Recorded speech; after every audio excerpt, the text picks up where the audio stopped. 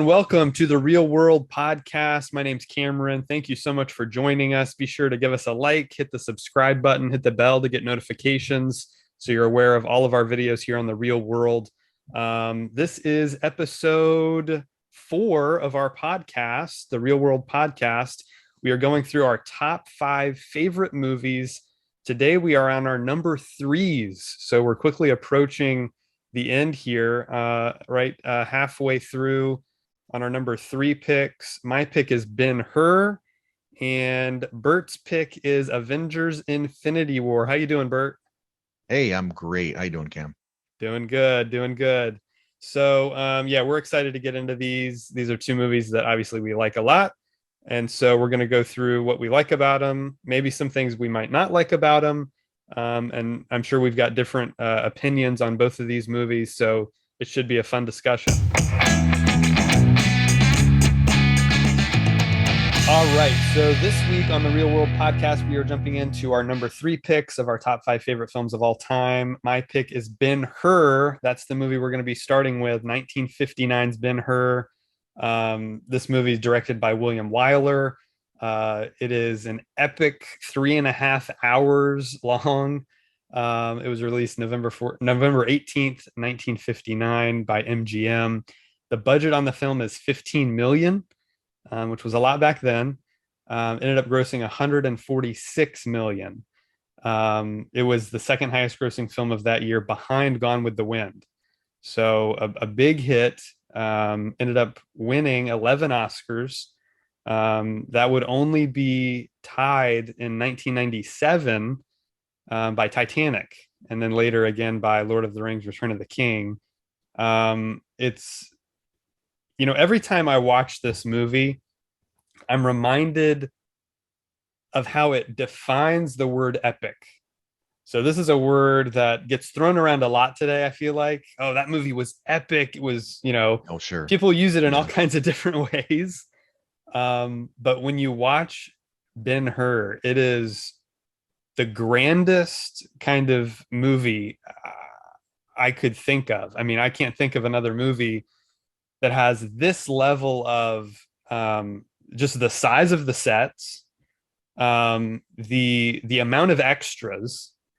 It had something like, I want to say 10,000 extras Wow. in this film. Uh, Hundreds of animals too. You got to think about all the animals that we see in this movie. Yeah. Um, it's got just this epic score and just this, the whole story of we're seeing, this guy's life over several years. And um, so, yeah, when I think of the word epic, a movie like this comes to mind. I don't think a lot of people, since a lot of people don't watch classic films as much anymore, they don't really think of these old Hollywood epics. And so that's what I wanted to kick it off with, is just, the word epic is just instantly what comes to mind when I think of this movie. I've seen it a number of times. Um, I don't, again, it's another one I don't exactly remember the first time I saw it. It's become a tradition uh, in my family to watch this every Easter. So it's a movie that if you don't know the movie, it ties in with the life of Christ. So the book it's based on is called Ben-Hur: A Tale of the Christ. It was written by Lew Wallace, who was a Union general back in the Civil War era. He was kind of a Renaissance man. He did all kinds of things. He had his military career. He was also a writer. He was a painter, poet. He did all kinds of different things in his life, and he in his life eventually wrestled with Christianity and had to determine whether or not he believed in what the Bible said about who Jesus was or not, and eventually came to faith in Christ and wrote this book. It's the first fictional book to feature Jesus Christ as a figure in the story. It was the number one selling book for a very long time. Um, and so, they actually made it into a film, a silent film, back in the 20s. Oh, So this Ben-Hur that we're talking about, 1959's version by William Wyler, is actually a remake of that film. It expands on it greatly. That film is much shorter. But yeah, so it's a story that's been around for a long time. Essays have been written on it. People do lectures on this movie and on this story just in general. So um, again, it's one we watch every year. And that's been going on for not super long. I would say at least the past 6 or 7 years, maybe a little bit longer than that now. My family's been doing that, and we just really enjoy it. We enjoy every aspect of it. I mean, there's themes, deep themes that run through this film that I think are timeless. Of it's a story about vengeance. It's a story about redemption. It's a story about family. It's a story about patriotism. It's all kinds of political themes going on as well. And so it's a really unique movie, especially as I mentioned how it features Jesus Christ as a character throughout. I think is really impactful, and it's also done very reverently. They even have, if you notice, when the MGM logo comes up, the Leo the lion, their mascot, does not roar. You do not hear his roar. And they oh, did that because they wanted it to be a more reverent kind of, you're going into this movie. The first scene is the birth of Christ.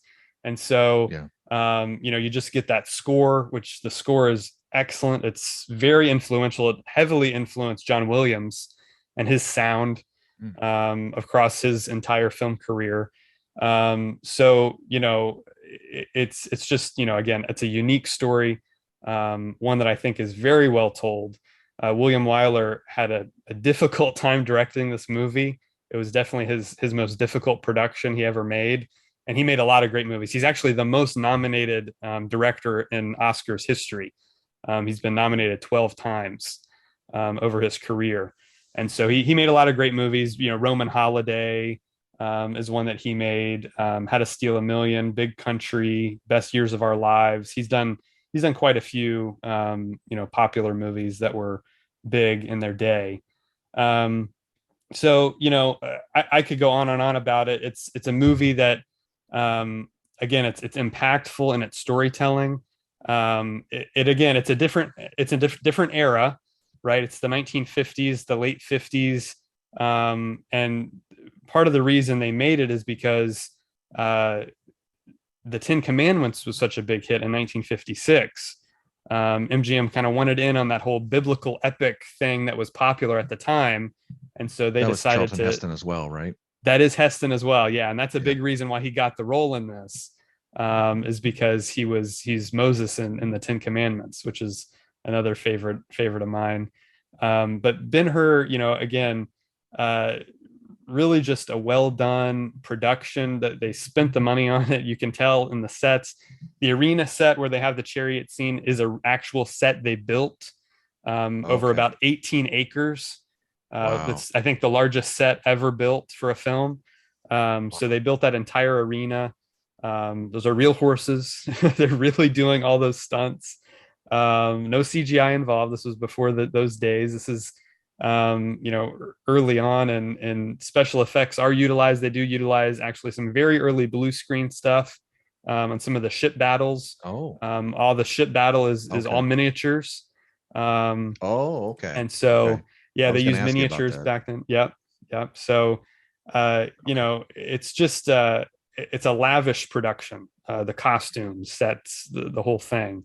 It's just amazing to look at. Cinematography is great. It was shot on 65 millimeter, which was a new format back then. It's kind of super widescreen. Hmm. And, they did that to, again, show off these grand sets and this grand scale of the film. And they do that very well. So, you know, Charlton Heston in the lead role, he's one of my favorite actors. A lot of people think he's a little over the top at times. I like his more theatrical style. I think it fits this movie particularly well, and the story they're telling here. Um, you know, so it's a movie again I've watched many times. I never have gotten sick of it yet. It's one that I'll continue to watch for, again, just the incredible scale and scope, the storytelling, the themes that are timeless.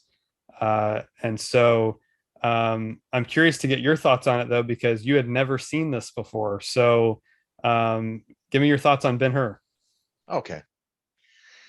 Well, I need to preface it as usual. You did mention that I have not seen it, and now if my math is right, it's 63 years on that I'm finally watching this film in Right. 2022. So Yes. just like with Empire, I mean, this Yeah. is way beyond the number of years past Empire Strikes Back. This is, Sure. a lifetime ago that this film Right. was made. Right. And I have to look at it, as I always do, from an entertainment aspect, right? Sure. So of course, when I first started on the film, I guess you could say I was in my usual analysis mode, Okay. Yeah. and the first thing that comes on obviously is the title card, the overture, right? Right. Right. And the music starts playing, and then after a couple minutes I'm like, oh yeah, they did do this with little older movies sometimes. Right. And I will say, the music actually on first listen even is very good. There's a lot of key changes. There's obviously a lot of thought that went into it. Sure. I just had to realize, okay, this is just, remember, it's 1959, Right. and so then obviously then the first scene that happens after that is like a map opens up, almost like Google Maps Gen Right. 1 or something like that, right? Yeah. And then of course the birth of Christ is going down, and there's off in the distance there's like a literal shining light coming down from the heavens, Yeah. and then the Star of Bethlehem has like a little I don't know about the version you watched, it has a Yeah. circle around it. Yeah. So if you're not Right. sure where it is, Right. and honestly, at that point I was just kind of shaking my head like, what is going on? But you know what, Cam, at that point I realized we've got a long way to go on Yeah. this film runtime. Yeah. I need to probably take my cynic hat and Sure. set it aside, take a breath, and just Yeah. realize, how good was this, back in the day. Right. So I Right. did try to sort of redirect a little bit, and Okay. I sort of just unplugged a little bit and just tried to immerse myself a little more in it, instead Cool. of Yeah. thinking now like, what Right. about this? I don't know Right. about Right. that.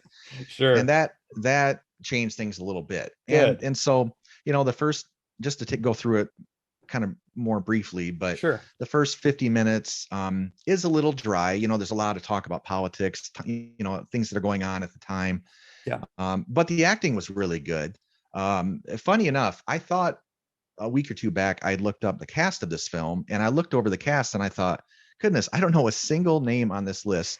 And I didn't see Charlton Heston's name for whatever reason, probably just Okay. missed the first name. Okay. So I'm watching this film, and I even sent you that screenshot of the actor. And Yeah. and so then at about an hour into it, I'm like, is that Charlton Heston? So I looked it up, Yes. and I'm like, it is Charlton Heston. This whole time I'm watching this guy that, is really enigmatic, and a really great actor, Yeah. and then I realized, oh, this is Charlton Heston, and it does Right. look like him. Yeah. But for some reason I was thinking it was not him. I was thinking it was Sure. someone I hadn't heard of. But so Right. there's some good acting that takes place in that first hour. But where it really kind of picks up a little bit is when the incident happens with Judah, Ben-Hur's sister, I think it is. She knocks loose some stone, Right. and it Yep. nearly takes out the governor and that kind of thing. Sure. And that sort of Yeah. jump started the plot a little bit, Yeah. and it got a little more interesting for me. Sure. And then the movie does have, you alluded to it a little bit, it has a few major set pieces, the ship scene with the rowing, Right. and the battle, Yeah. and then even later on, obviously the chariot scene, Right. which is very, very intense, and Yeah. they took their time with it. Yep. And it's very violent, actually. And I think I Yeah. looked up the MPAA rating and saw that it was a G-rated film. Yeah. And I'm thinking, that's really, some of that is probably not rated G. So Right. that's interesting. They probably just Right. thought, it's old, it's probably Right. G, right? Right. Right. But and that was an impressive scene. Obviously, I start thinking, how did they do all this? And how badly were those poor horses injured and that kind of Right. thing. Right. There's, as you said, there's thousands of extras. I know I'm not looking at in Gladiator, you got the CGI duplication. They have, Sure. whatever, 500 real people and they duplicate it, and the eye Right. can't really tell the difference. Right. But I don't know if we'll have a movie again of the scale and epicness Yeah. of the older films where you actually had to bring in that many people. Yeah. It's crazy. Probably never will happen again No. because they're just not going to bother to go about it that way. Right. And then I could tell there were either miniatures or some really great matte paintings or a mixture of both. Yeah. But obviously, an incredible amount of effort and money that went into this in a Yeah. way that they don't make films anymore. So No. overall, I felt it was a great film for its time. Yeah. If this was 1959, I'd probably say it's the best movie I've ever seen because Right. I mean the kind of stuff they attempted. Yeah. I mean, I haven't seen a lot of classic films, but that Yeah. was a lot. A lot of Yeah. big set pieces and Sure. actors and yeah. So for its time, it was probably going to be a 5 out of 5 star. Yeah. Uh, should we get into rating and then go back and talk about a couple parts of it? If you want, yeah, if you want to throw Yeah. out your rating, that's fine. So I'll give my rating, but this isn't to say the movie was bad. This is just purely entertainment value, going back literally 63 years after the fact. Right. So it did get a little dry at times, but let's just say I can really appreciate the effort, and I wouldn't mind it if I watched it again. I don't know, how often I would seek it out, but I probably in today's time entertainment value, I'd probably give it a 5, but one I'd recommend because I think Okay. it does have historical significance. It's a good one to watch to round out your film watching experiences. And it has a lot of great points. So that's kind of where I come Cool. in on it. So that's not to Yeah. say like it's a 5 because I had so many bad things. It's not that. Right. I'm just Right. strictly speaking of how much I enjoyed it entertainment wise, like today, compared to other films I watch Sure. concurrently. Sure. Sure. Awesome. That's great. No, I'm glad you enjoyed it overall and gave it a shot. And yeah, I mean, you brought up a lot of great points about um, you know, some dry moments, some kind of, dull moments. And I mean, a movie that long is probably going to have that. And I think the reason for the length and why some scenes are maybe drawn out and they do spend a lot of time on kind of establishing shots of these kind of like vistas of the desert or of these elaborate sets they've spent months and months constructing, which I totally understand. I mean, if you spend that kind of time and money on something, you're going to want to show it off a little bit. And it Sure. does. I think those moments do help us get our headspace into that time and place. I think everything they did. The costumes are very accurate, and as are the sets and locations. They filmed most of it in Europe, but some of it was shot in Libya, so near Israel. Um, Hmm. they were actually run out of Libya by Muslims who found out they were making a Christian film, which Oh, was kind of yeah. a dangerous situation. But they managed to get out and they shot the rest of it in Spain. Okay. And so it was a very interesting shoot. It took almost a year. It took 10 months to shoot the film. So it Yeah. was one of the longest productions ever. So it took a very long time. But I wanted to talk a little bit about, we recently talked about Titanic, and this film I feel like has a lot of similarities with Titanic in that it is Titanic's a historical event seen through the eyes of fictional characters. That's a good Um, point. Yeah. so this is very much the same thing. And And the interacting depiction. with the historical characters. Exactly the way Yeah, he's that's a very interacting good with point. Yeah. with Pontius Pilate and Yeah. of course Jesus Christ several times, and those scenes with Jesus are so impactful on his character's journey, right?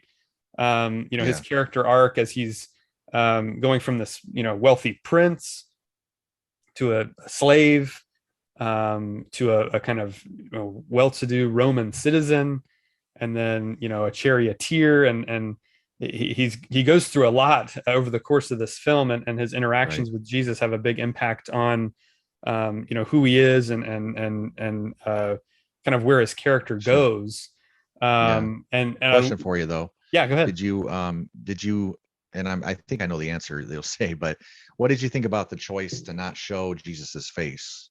Loved it. That's Yeah, what me I was too. just going I to thought that was mention. really smart. At first, when I'm like, "Oh, Jesus is in this movie," Right, and then right. I thought, "Oh, what's this going to be?" And then they don't even Yeah, show his face, and I'm like, "Oh, right. that nice. That was good. Yeah, that Yeah, was yeah. I a thought that lot more was effective."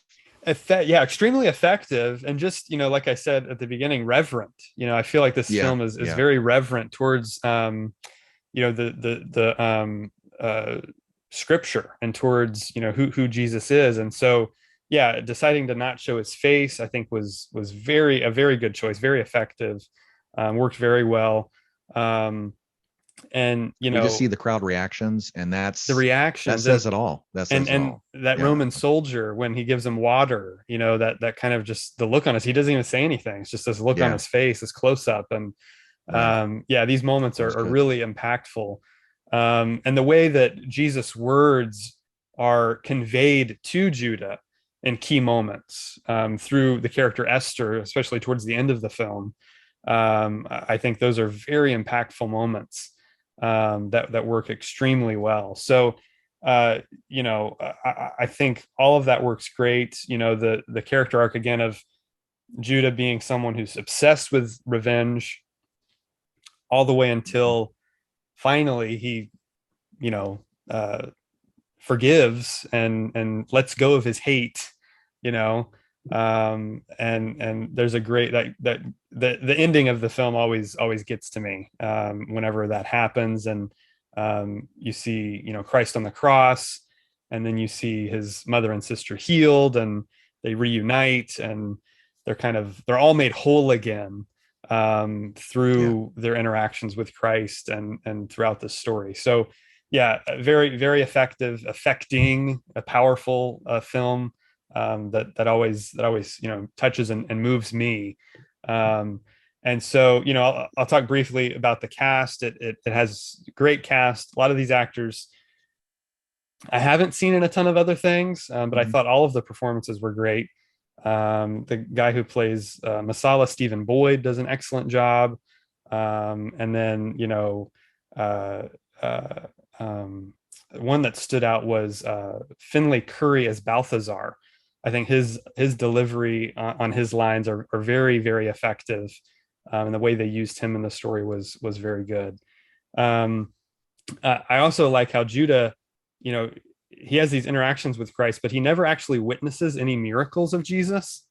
Like I said, his interactions are just these acts of kindness, Right, and right. these again, the words of Christ being conveyed to him through other characters, which I thought was again a very effective way, um, to utilize Christ through Judah's story, here. So yeah, all that stuff is very effective. The whole idea of vengeance being futile and not bringing satisfaction. These are again themes that run through many films, but I think are particularly effective here. Couple funny things real quick. First of all, we've come a long way on how we treat patients that have communicable diseases. True, very true.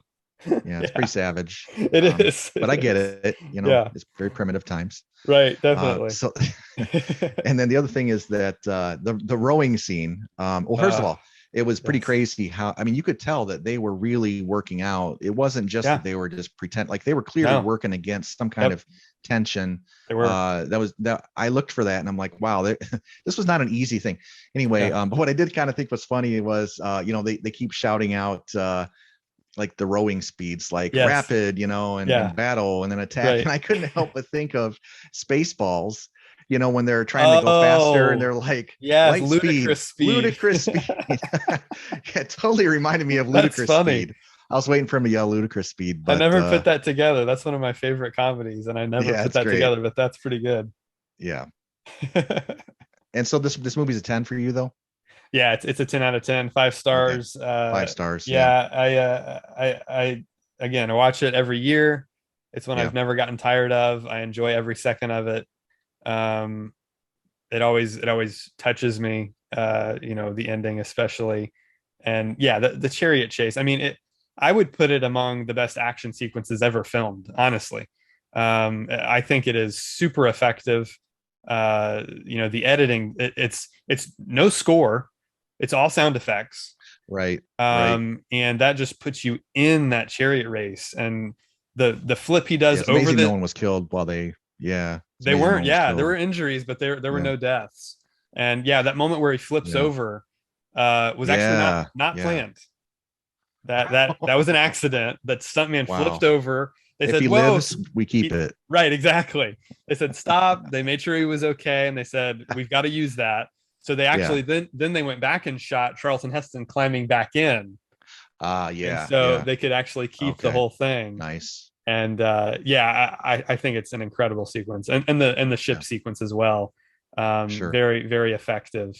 Fair enough. So yeah, it's one I enjoy, and will continue to watch for the rest of my life. I'm sure I will continue to Okay. watch this one, which I really enjoy. So, all right, so that was Ben-Hur.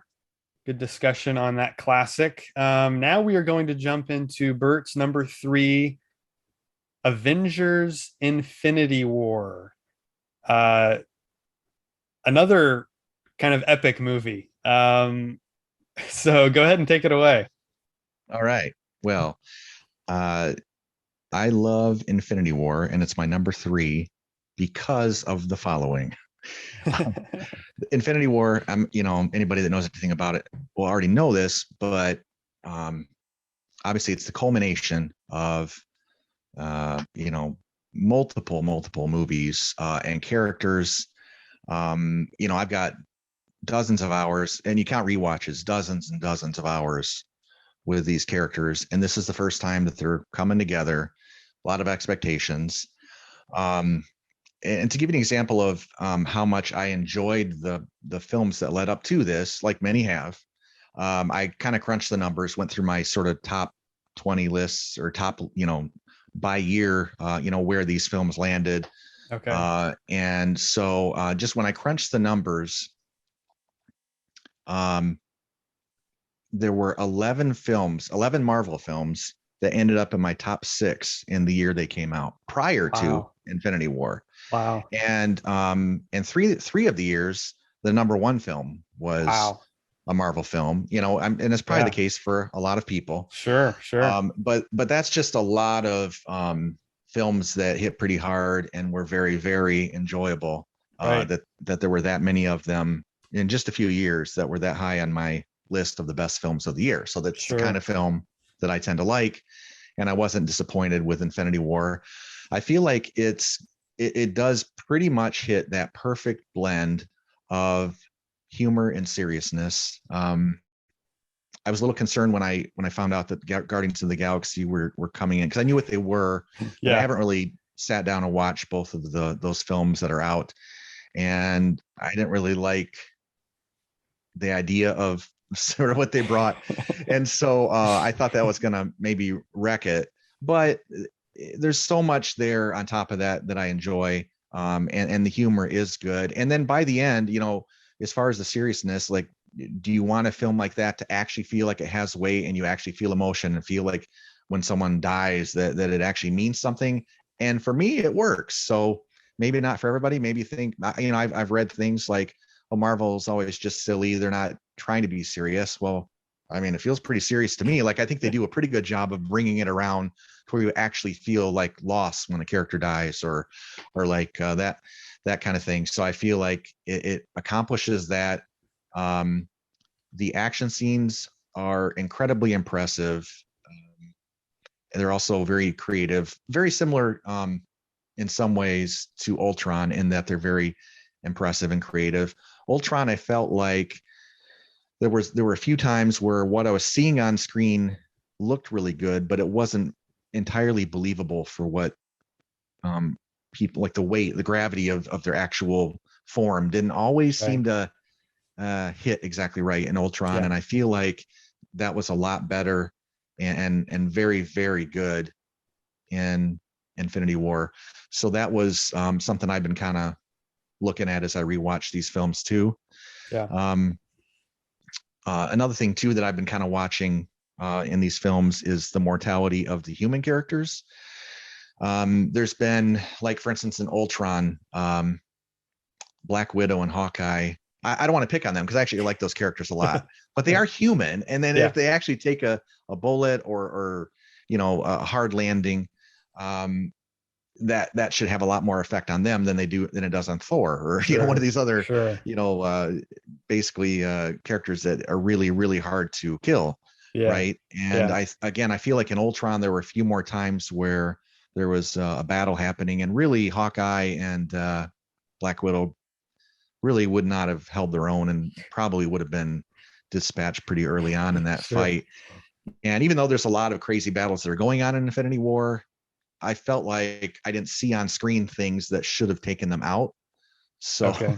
Right. so again, I Right. think these are accomplishments. Like it even one upped, from Ultron, I guess is what I'm Sure. trying to say. Sure. Yeah. Let's see. And then also the mortality of the superheroes and characters like Thanos that they're extremely powerful. We see more so in Infinity War that there are ways these characters can die, and we see how. And that was Yeah. I've never read the comics, but as watching all these movies, and nothing ever happens to these guys, right? Thor or whatever, all these crazy things happen to them because we got to feel like there is a threat that could kill them, but it never Right. does. Right. Not that Thor dies in this movie, but you know what I'm saying? Like, I Sure. felt Sure. like we finally see what it would really take to put down, one or more of these characters. Right. To include, what Thanos does to eliminate like half of them, obviously, even though that's not a traditional way, maybe as you think of that you would try to get rid of a superhero, which is, to pound them into, Yeah. until they're not there anymore. Right. So I thought that was very effective too. Maybe more so than any movie before it. And um, I guess, yeah, I don't want to get into. There's not a whole lot of beefs that I have with this movie. The consistency of powers is a bit tricky at times, Mm-hmm. but ultimately, this movie is everything that I liked about the prior Marvel films, which are films that I loved a whole lot, leading up to one movie that absolutely delivers and really exceeded my expectations. We can talk more later about comparison to Endgame, Yeah. but it's about as entertaining as a movie can get. It's on my top 5. It probably has the most rewatchability because it's just the most fun, Yeah. It and is. so those are the reasons I've got for why it's number 3 on my list currently. That's great. Excellent. What are your Good thoughts? stuff. Yeah. I mean, look, it's again, growing up as a comic book fan, it's a dream come true. This movie is Mhm. is is totally a dream come true because, like you said, the crossover event, right? That they Yeah. built to on, I think this is the 18th or 19th Marvel movie. So Okay. Yeah. it is, yeah, it's one of those movies that I had high expectations going in, and my expectations were exceeded. Yeah. Yeah. It's because of just how bold it is, I think, in the Hmm. storytelling. I mean, it is a movie essentially about the villain. I mean, Thanos really Right. is the through line of the film. Mhm. He's on the mission. He's got to go get the MacGuffins, the Infinity Stones, and in order to enact his plan and save the universe from his point of view. That's what he's doing. So he's a villain with a point of view, with a kind of philosophy that to him makes a lot of sense, even though it's crazy. Right. But it's one of those. It's probably, I would say, one of the boldest blockbuster films ever made. up there with, and the movie that of course inspired this was The Empire Strikes Back, because of that kind of groundbreaking cliffhanger ending, Hmm. and that revelation at the end, and all these things that that movie did. The writers definitely looked back to that movie. I listened to the commentary with the writers, Oh, okay. directors, and they specifically mentioned Empire as an inspiration. Really? Okay. Yeah, they did. So, I mean, they grew up with it. They were 10 years old when that came out, and it was, Yeah. one of those Yeah. big cultural events. So, um, yeah, it subverts expectations at every turn. Starting with Thanos, taking out Loki, the first Yeah. villain that Yeah. we saw the Avengers face off against, and he, dispatches him like that, and takes Right. out the Hulk Right. along with him. Yeah. Right. So it just starts off with these huge stakes. Loki's dead. Heimdall is also killed in the opening scene. He defeats Hulk. Thor's, left for dead as well. So you kind of take out your most powerful Avengers right in the opening scene, and it's this guy does it basically single-handedly. So it again sets stakes very high, very early on, which is very important. Shows you how powerful and serious this villain is, um, and gives the Avengers someone to really have to band together and fight. Another thing I like that it does is it builds off of those previous films so well. So I think you can come into this movie and have a good time with it by itself, but of course it's building on all these other movies. So if you've seen all of them, it does a good job of continuing character arcs. Um, it does a good job of dealing with fallout from specifically Civil War, which the Russo brothers also Right. directed. Right. So you have, the opening of this film, the Avengers, they broke up, as Banner says, like the Beatles. So they're not together anymore. They're not a unit fighting together. Steve, Captain America has his own team that are kind of fighting in secret, and then you have Tony with his team, and so the consequences of Civil War are really felt at the opening of this film. And if the Avengers had been together, maybe it wouldn't have turned out the way it turns out at the end of this movie, with them losing. And Right. so it does that all very, very well. It's, I like how Marvel deals with genre a lot. Well, they're always in the superhero genre, comic book genre, but they're kind of borrowing, like, Winter Soldier's a kind of political thriller, and so Ant-Man's a little bit more of a heist comedy. This one is they looked at it as a cosmic heist film, basically, where Thanos has to go and collect all these stones, and Oh, sure. Yeah. he's kind of, again, the driving force behind all this, and our characters, our heroes, react to him. So he's kind of the active one in the story, and again, it's why it's kind of it's a very unique experience, because it is, your villain as your protagonist, essentially, Yeah. which is very different. um it does a lot. It does a lot right. I have very few criticisms. I had to kind of dig deep to find some criticisms. One of them, since you mentioned this character already, I'll mention is Hawkeye, who's completely absent here, and we find out why, in game. But he's my favorite Avenger. He's been Hmm. my favorite pretty much since the beginning. Although in the first Avengers film, you don't really get much of him. He's kind of brainwashed most of the movie, but Yeah. all his Yeah. stuff in Age of Ultron is, to me, the strongest stuff in that movie. The stuff on the Yeah. farm with his family, and Oh, learn yeah. all Yeah. about kind of his It helps backstory. ground it a lot. It really does. It really does. And so that's missing from this movie. And so that was just something I missed, and probably a reason why I Gotcha. like Endgame a little bit more, I which we mean, can. you get, Black Widow. um, yeah, I mean, Robert Downey, oh, sorry, Iron Man. You get his sort of family story in its place, which helps ground it. So they give And him you're talking a about child, Endgame? and Endgame, yeah. no. Oh, is that only an That's Endgame? only an Endgame, yeah. Oh, okay. Yeah. Well, they're kind of blending together a little Yeah. Yeah. bit. They do. I mean, it is a part one, part two, essentially, is what Yeah. these movies are.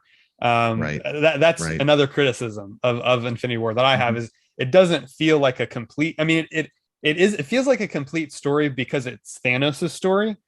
Hmm. It doesn't feel like a complete Avengers film. I almost would have rather the title been Thanos Infinity War. In a way, probably wouldn't have sold as many tickets though. So I get that.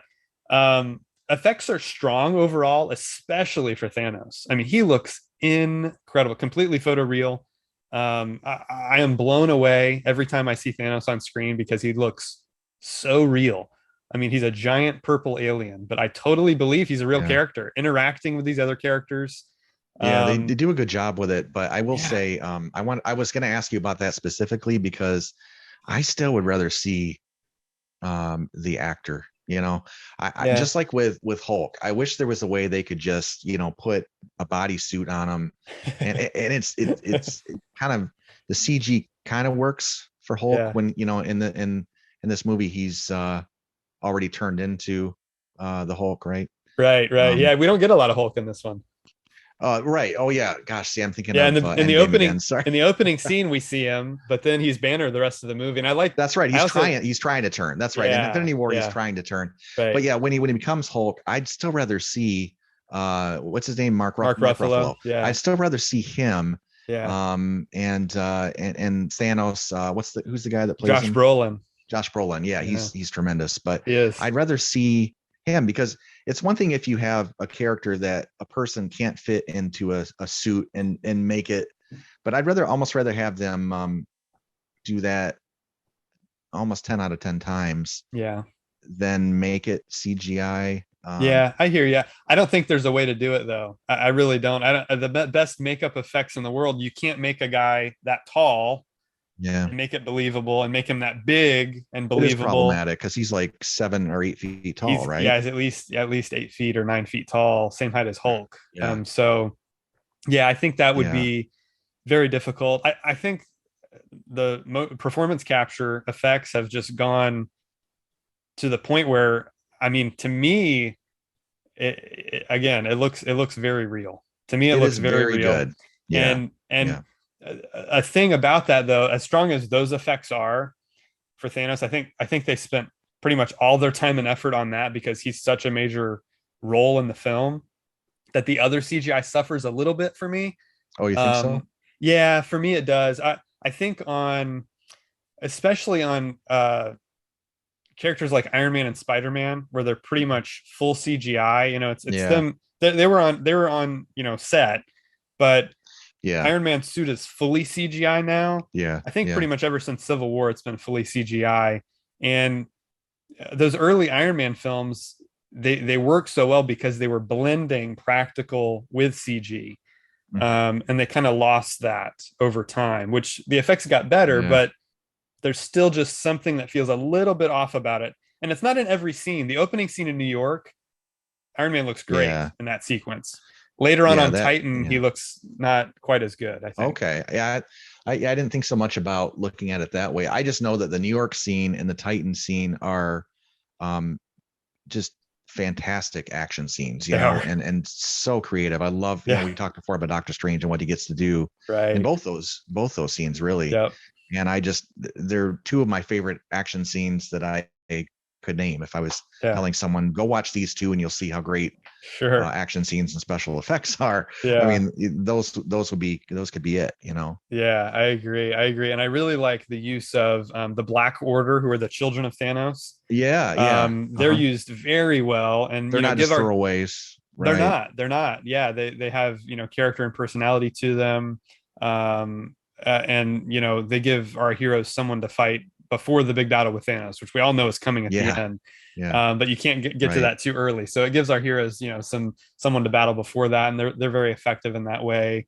Great character Yeah, designs, straight out of the comics, that worked really well. You brought up the action. Yeah, the action throughout the film is phenomenal. I mean, really good. That New York scene, we get that sequence in Scotland where Steve shows up for the first time. Great use of the score, by the way, too, by Alan Silvestri.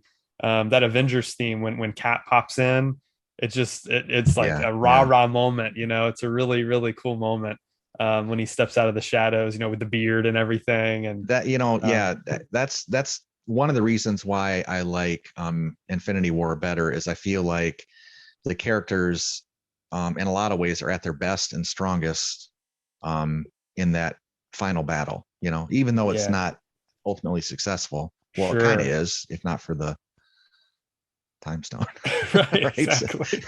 Yeah. That's something uh, that would be interesting to talk about. The theme of the film kind of, it's brought up several times throughout. Cap has the line where he says, we don't trade lives. It's that whole kind of idea of what it takes to be a hero. What are you willing to sacrifice for the greater good? A lot of these characters, are heroic in the way that they'll um, sacrifice their own lives. Cap has done that. He did that when he went into the ice back in 1945, and right, but this creates a much bigger moral dilemma of, are you willing to sacrifice other people's lives, and to what extent will you go to there?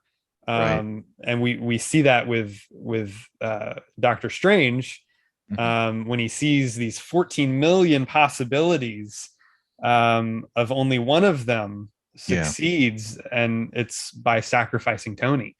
And he has to make right, that choice, that right, hard decision, and that's why he ultimately gives up the stone.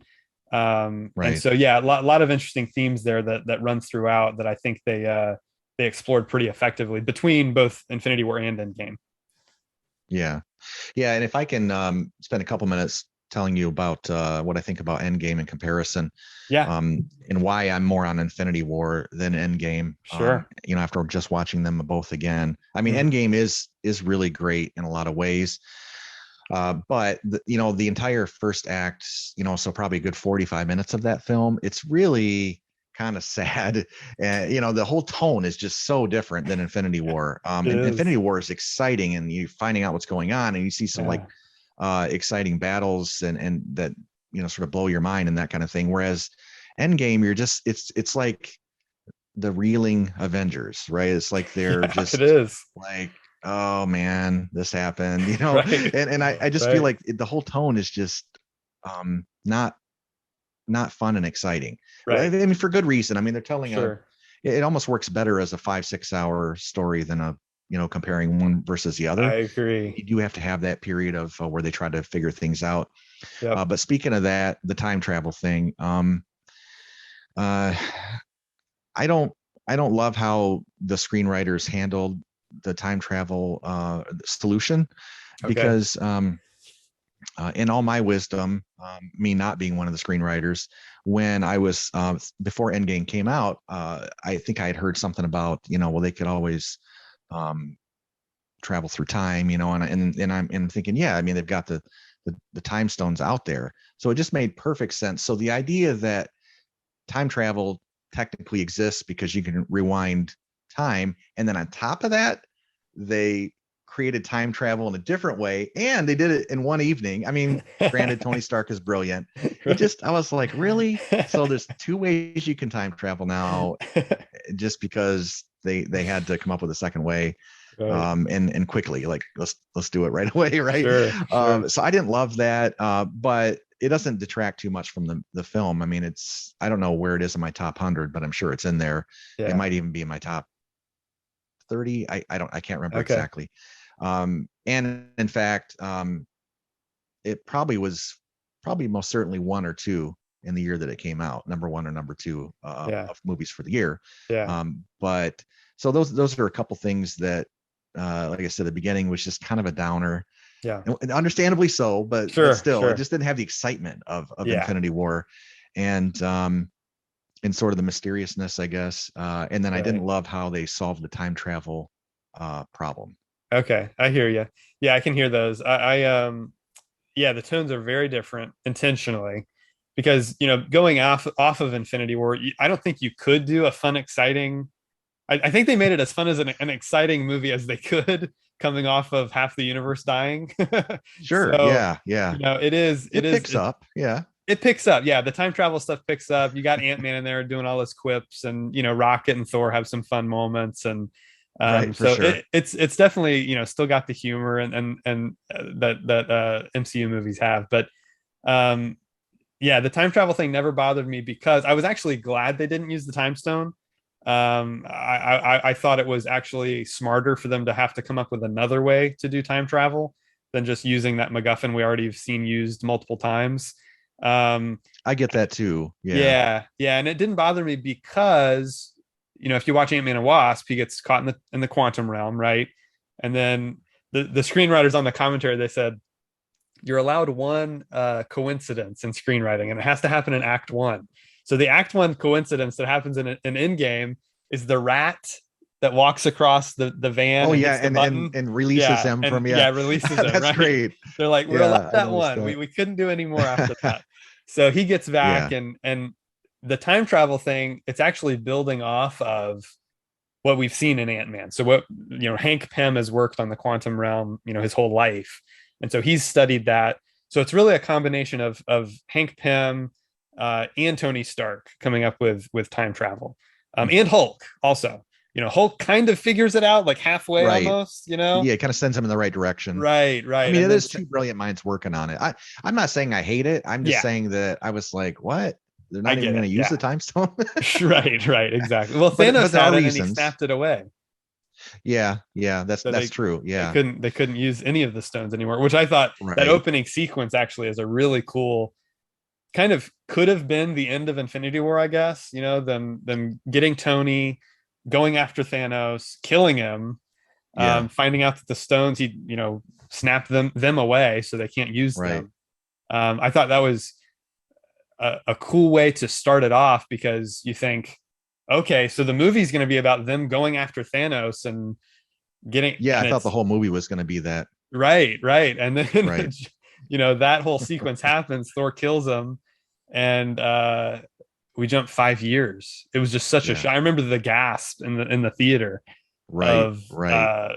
5 years later, and it's going, what? 5 years they've just lived like this. Right. Well, um especially since you think, okay, so Thanos isn't in this movie then, but then he ends up being in all the rest of it right, too. exactly, Yeah. as the time And travel there's, gets involved, he enters back in. yeah. Yeah, there's that moment too where he kind of takes a shortcut from like 2012 or 14 14, yeah. forward. And I'm like, no, he shouldn't be able to, no, don't let him get the stones that easy. Right. Um, what are your thoughts though on the idea that I'm sure you've probably heard or read some criticism about the tone of the Marvel films? They're too jokey, or like I don't feel I mean, there's times where like in Ultron where I was like, yeah, it's a little bit too much, with the jokes. Right. But I also laughed quite a lot too. And in Yeah. most every film, Yeah. they have a lot of laughter, but they seem to make it serious at the right times usually. Maybe not in I, Guardians so much, but I haven't seen those. yeah, I agree. I think actually Guardians balances it pretty well too. It is a funnier film. It's just the characters are kind of quirkier. Yeah. It's all Okay. character centered comedy. Yeah. And so it works really well for me. The Guardians movies are some of my favorites of the entire MCU. And I really like the way they were utilized in Infinity Wars, kind of almost their story, especially Gamora has a really big role there. But no, I kind of Yeah. I see the criticism. I see that sometimes, I think Doctor Strange has a couple moments where comedy kind of takes me out of it. There are a few moments where that happens, but again, when I think it's more character based, like I thought a great moment in Infinity War is when that huge another big rousing moment where the Avengers theme plays when Thor arrives in Wakanda with Yeah. Rocket and Groot. Um, and The you lightning see and all that. Yeah. yeah, and you see on the battlefield, Groot meeting Captain America, and he says, "I am Groot," and he says, "I am Steve Rogers." That was, I thought, just a great moment that kind of worked because it was very character centered. Yeah. Yeah. So yeah, I think it works when they do that. But yeah, they definitely get serious when they need to. They do a really good job balancing tone, I thought, overall. Again, yeah, there are moments throughout the movies, Doctor Strange. I'm thinking of like Doctor Strange moment when he, after talking to the Ancient One after she dies, he kind Mhm. of, gets ready in front of this mirror and gets ready to go off, and the music kind of swells, and then the cape like fixes something on his face or something, and that's a kind Yeah. of a moment that kind of takes me out a little bit. Yeah. Yeah. Things like that they try to go for the joke a A little little too too often, much. maybe. Yeah, Yeah. like you Yeah. mentioned in Ultron, it happens too a few times, but no, overall, I think they do a fairly good job, and it's something that's been there from the beginning, from the first Iron Man Yeah. film. The humor's Right. always been Right. there. Well, yeah, especially someone like Robert Downey. I mean, Yeah, he's just you're going to get that. It's a package deal, and right. it works. You know, I It mean, they've does. kind Yeah, of sort of adopted that as the tone for the entire series, they really. did. But Yeah. and I've always liked him going back to the '80s. But Hmm. yeah, I mean, I can tell you, as someone that's had loss in their life, when you get to those moments of Tony Stark and Peter Parker and you Mm, know losing one and then the other, yeah. I mean they work. Those are Yeah. heartbreaking moments, Yeah. and it seems like I think about it, I'm like that's kind of silly that it's a fun, you know, kind of a fun, funny superhero movie. But Right. then I feel that way when it Yeah. comes down to it. But I don't know what to say. It just works. Yeah. They do a great job, and that's not easy. Yeah, it's not at all. And it's all because of, the writers, the directors, the actors all putting in the effort to really make us care about these people. I mean, these Right. characters are as if they're people that we know, especially with the MCU, you're spending so much time with them over the course of all these films. Yeah, they Yeah. just they really make it work, and they pull off those big emotional moments. Yeah, the end of Infinity War is heartbreaking. Yeah. All those moments, especially the Spider-Man moment, but the moments with Wanda and Vision, I mean, are really hard to watch. Yeah. And so yeah, And by the way, it's her immense love for Vision, you know, in being for the good guys is part of the reason why I don't love to see her as the bad guy. yeah, You yeah, I know, hear you. we've I talked hear about you. that a little bit before, but Right, right, yeah, right. Yeah, yeah. It's tough. Yeah, it's a tough balancing act with her character because yeah, of where she's come from, the loss I she's get it. experienced. To me, Yeah. they pulled it off, I think, but maybe just barely. But yeah, I do I like her in Infinity War probably more than anywhere else. Mm. I like her in Civil War a lot. But yeah, I think Infinity War might be some of her strongest stuff. And Elizabeth Olsen and Paul Bettany just have such great chemistry, I think, and they pull off all those Yeah. those early Yeah. scenes in Scotland really well that Right. really work. So yeah, Yeah. I Yeah. enjoy all that. So comparing Infinity War with Endgame a little bit more, the reason I prefer Endgame is because it's a film that we get the original Avengers back together, right? So those core members plus a few extra members too, but we get those core characters back, and we get to see the fully realized versions of them that I think we've kind of been waiting for up until this point. So their arcs come to an end where Steve and Tony reconcile after Civil War, and that's represented by the shield. He gets back to him. Sure. Thor realizes he's still worthy. He gets the hammer back, gets to have that closure with his mother. Right. Tony gets to have closure with his father. The Thor thing though only started at the beginning of Endgame. The right? The questions about whether he was worthy. Wasn't that just the beginning of Endgame?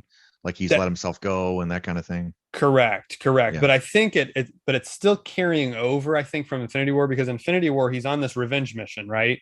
And he's got to Right. get this weapon, and he ends up, failing because he wanted to savor his revenge. He didn't go for the head because he wanted Thanos to know, hey, I'm the one that killed you. Right. And so he could have gone for the head, and he didn't, and he did it for a That's right. selfish That would have reason. ended it. Yeah, he did Yeah. it for a selfish reason. So he's dealing Sure. with that kind of guilt Yeah. Yeah. throughout. And so yeah, that moment True. when he goes back in time, has that moment with his mother, grabs the hammer, realizes he's still worthy, and it kind of ends the fight. Again, Tony gets that with his father. He's dealt with issues with his father from the very beginning, Yeah, and those gets scenes to are have, good. yeah, those are excellent scenes. They're played very well. Um, I still and wonder those two guys that are talking like how long are you going to talk to someone that you kind of bump into and like follow him right, around and hold his flowers and all that? right, You know, like eventually you'd be yeah, like, all right, are we done? Can I dude, yeah, go? what are you doing? But it's for us. It's Right, for the audience. So I mean, I like exactly, it. Yeah. exactly, correct. Yeah, it's for the audience, and it's for Tony as a character. He wants that moment, and he's Yeah. he's Yeah. able to get it. And you know Hawkeye, he's on this kind of vendetta against these people. We see him that awesome fight scene in Tokyo Hmm. against the Yakuza, and they're like, "Why are you doing this? We never did anything to you." And he says, "You survived, half the planet didn't. They got Thanos, you get me." And so he's kind of on this, just killing spree basically ever since his family, was dusted. And we get to see, that kind of play out, which I think is very effective, and is another thing that kind of grounds the film. And like, this guy just wants his family back. Tony's kind of the opposite, whereas he's found a family throughout these 5 years, and so he can't lose that. Right. But he's Right. reminded of Peter Parker, and he's kind of lost a kind of surrogate son, so that kind of drives him back into the plot. And all that's really, really effective. The character arcs of Tony and Steve are kind of the inverse. So Steve, has always been the selfless guy who's willing to sacrifice himself, and he has to learn to be a little more selfish, and get, For the greater good, that kind of thing. well, yeah, he'll willing to sacrifice for the greater good, but he's got no personal life. Yeah. He Yeah. basically has, no, he doesn't have a family. Um, and he's able to get that at the end of the movie. The final shot is just perfect. It connects Right. all the way back to the first Avenger. And so, and then Tony has to learn to be more selfless, right? He's kind of a selfish playboy when we first meet him, egotistical, narcissist, all those words describe Tony Stark, I think, at the beginning of the MCU. But he's the one that ultimately makes the sacrifice, and it is his choice. It's not anyone's other than him. Doctor Strange reminds him that, yeah, this is it. This is the one that we won. And Tony realizes it is him, and he goes through with it. Yeah. And so, you know, his death, I will mention, did make me actually sob in the theater. This is a character that, again, I was 16 when I first saw Iron Man 1, and watched these movies over and over, and but knew the characters before in the comics, and Hmm. so I feel a great connection with all these characters, and Robert Downey Jr. especially. Just his performance is second to none, I think. Yeah. The other actors do a great job, but there was something of that marriage of character and actor that we just rarely see. And yeah, his death scene is very impactful. I tear up even just watching it this weekend. But yeah, in the theater, I was pretty emotional. So Good man. um, yeah, yeah, Well, it was yeah. effective. Right. It was also effective for me too. You definitely it was unexpected for me Yeah, to see that, because you go from thinking you lose Peter Parker, although you're thinking probably not, because I think there's a movie in the works coming up with him. right. Uh, but then yeah, to lose Iron Man Yeah, after all those movies, and I just think that Robert Downey is such a unique actor and so likable, he so is. likable Yep. that the idea that is, to me, it was almost like, I mean, you feel the emotion from the characters, but it's like, no, he's not going to be in these anymore. Yeah, I Like that. know. No, without him, it would not have been the same. So then, after going through all those thoughts, I guess I just have to know, did I convince you that Infinity War is better than Endgame? Come on. No, I don't think so. Yeah, It's but you have close. good It's reasons. close. Yeah, Yeah. it's close. I think ultimately, both are very effective. They do what they're supposed to do. They work in tandem. I mean, it's hard for me to separate these in my mind, kind of, almost in the same way that the Star Wars original trilogy is kind of all one movie. Um, It does work better that way. Yeah. I mean, it's unfair to yeah, compare them. It's not really yeah, fair for me to take a swipe at the tone of the, I mean, what else are you going to do when you start out the next movie? So I mean, I get it. right. Yeah, it's just carrying over that feeling that we all had. I mean, the theater was silent Yeah. when Infinity War Right. ended. I mean, it was Right. totally silent, It's and bold. it's very bold. It's probably the boldest Yeah. blockbuster. I would say that an Endgame is, to me, the more satisfying film. To me, Really? when yeah, I would say I could watch Endgame by itself. I would be more inclined to watch Endgame by itself. See, Um, if I got some friends over, I'm having a party or something, and I'm like, oh, let's put a movie on. I mean, you throw on Infinity War, like right away, you Right. got like Thanos, you've got the New Yeah. York scene. I mean, it's Right. just, fun, you know. It is fun. It is fun until that ending. And then it's just, oh no, You we send the guests home lost. before the ending. Yeah, right. Right. Yeah. Whereas Endgame has so many of those huge. I mean, I just remember the deafening roars in the theater when Cap gets Mjolnir. I mean, Yeah, just the yeah. theater erupted, and Gotcha. just all these big moments. When the portals open and Yeah. all the heroes pour out. And this Right, huge right. battle ensues. It's just this huge, crazy Yeah. moment. Cap finally says, "Avengers assemble," which us comic Yeah. book fans have been waiting for years. Because he almost says it. Does he almost say in Infinity War, but he doesn't actually Uh, say the word? Is that he what it is? does at the end of Age of Ultron. He says Avengers, Oh, that's and then it when, yeah. cuts. And then it cuts. Yeah. Yeah, yeah, Right, right. yeah. Yeah. So for me, obviously, it's 5 out of 5 Yep. stars. Is that? Do you have a 5 out of 5 also for that I'm a one? 4.5. I'm a four Really? and a Okay. half on Infinity War. Yeah, it's just the couple little things that hold it back.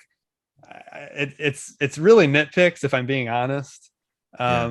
But just again, when I'm looking at the MCU as a whole, Hmm.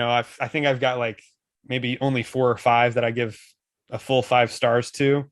Okay. Endgame is one of them, Okay. and so yeah, it's close. It's close, but it's Well, not quite a yeah. fully perfect movie in my opinion. Not in Well, my at some top. point right. At some point we'll go through and rank the films, Hmm. and then we'll talk Yeah, more about how we arrive at our review system or ranking system for the yeah, Marvel films specifically, right. because Yeah, they're that'll be their own fun. thing. Like when you like basically all of them, Yeah, then it's like, and that's why I like to put them in tiers, is because right. I like all of them, but these not quite as much, and these not quite as Sure, much, but they're right. all really good. And I Yeah. do still have a few I need to watch, but Okay, yeah, cool.